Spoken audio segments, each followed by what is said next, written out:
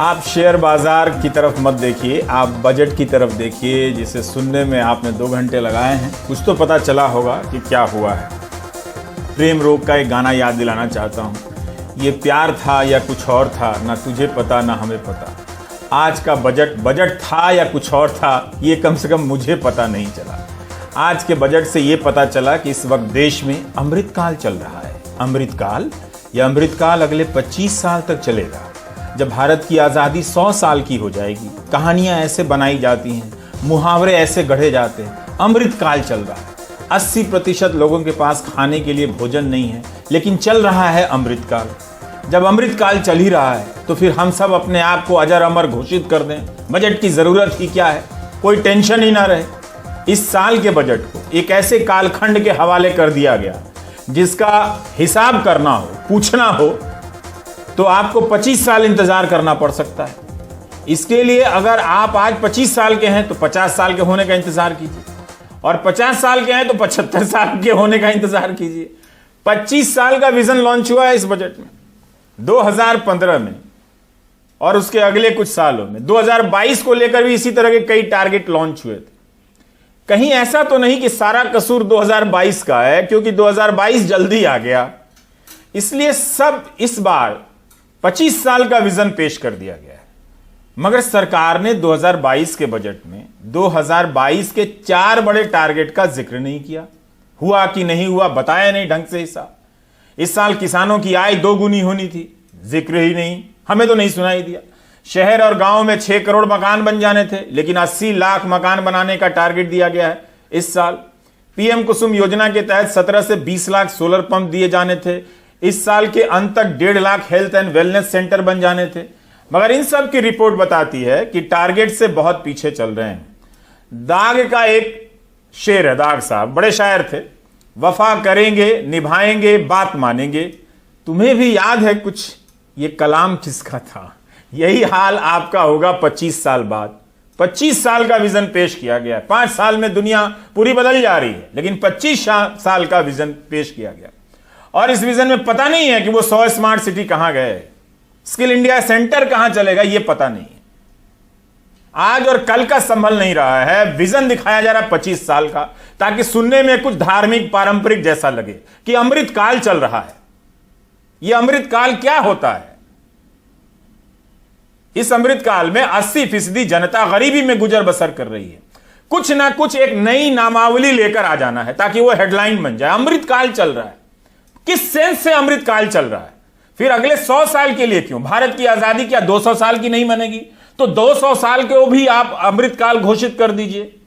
तो इसी तरह के मुहावरों में वन प्रोडक्ट वन नेशन, किसान रेल चलाई गई थी कि किसान अपने उत्पादों को एक जगह से दूसरे जगह पहुंचाएंगे। इसका कोई हिसाब नहीं है कि उस किसान रेल चलाने से वन प्रोडक्ट वन स्टेशन का क्या हुआ, लेकिन वो लाइन ठीक लगती है, वन प्रोडक्ट वन स्टेशन।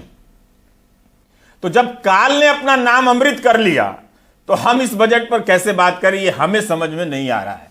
हमारे साथ प्रवीण झा हैं, एम.के. वेणु साहब हैं। टैक्स को लेकर जो लोग उम्मीद कर रहे थे वो अब अमृतकाल में है, इसलिए अब इसे दुखी ना हो, क्योंकि अमृतकाल में है तो टैक्स में छूट मिले ना मिले क्या फर्क पड़ता है। अमृतकाल चल रहा है, 25 साल तक अमृतकाल चलेगा। यह अमृत महोत्सव चल रहा है तो अमृतकाल चल रहा है इस देश में, और अमृत जैसी कोई बात नहीं हो रही है, अमृत जैसा कोई जीवन नहीं है, लेकिन चल रहा है अमृतकाल।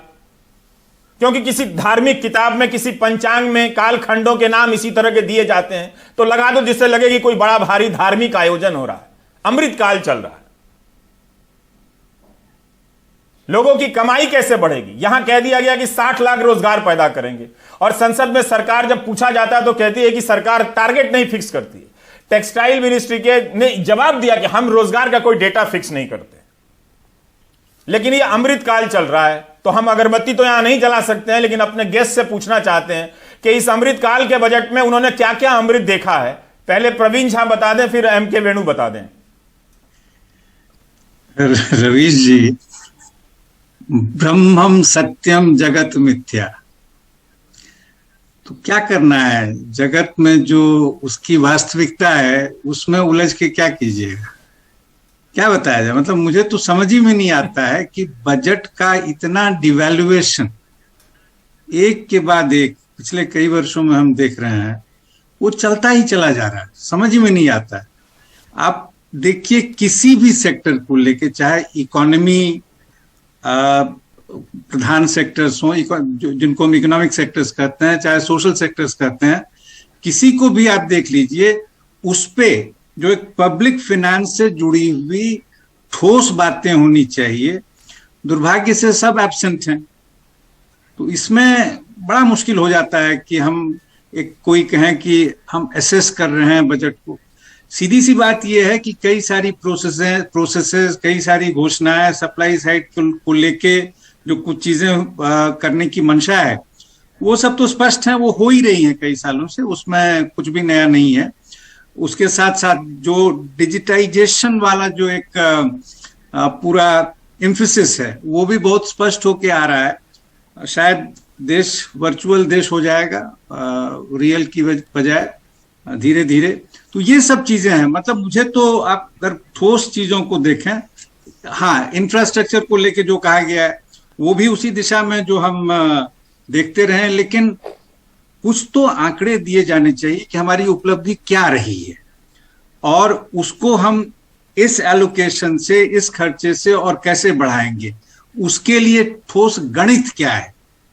इस सब का तो अभाव है रवि जी इसमें, मैं और क्या कर सकता हूं। इसमें तो समझ में नहीं आता है कि इसका एक आकलन करने के लिए भी कुछ तो आधार देना चाहिए था। नामावली रख दी जा रही है, नामकरण किया जा रहा है, ऐसे लग रहा है आज बजट का मुंडन है।